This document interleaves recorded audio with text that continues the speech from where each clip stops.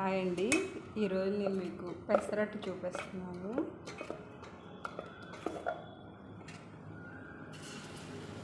పెసర దోశ.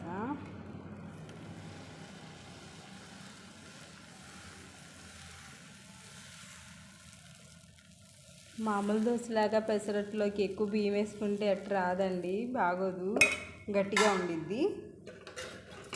3 గ్లాసులు పెసలకి 1 గ్లాసు బియ్యం వేసుకోవాలి. మిక్సీ చేసేటప్పుడు కొంచెం అల్లం, చిన్న ముక్క, కొంచెం జీలకర్ర వేసుకోండి, టేస్ట్ బాగుండిద్ది. దోశ చక్కగా కాలింది, ఒకవైపున వేస్తున్నాను. చూడండి,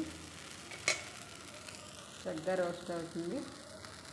ఇదిగోండి చూడండి, టేస్టీగా పెసరట్టు పల్లీ చట్నీ ట్రై చేయండి, బాగుండిద్ది.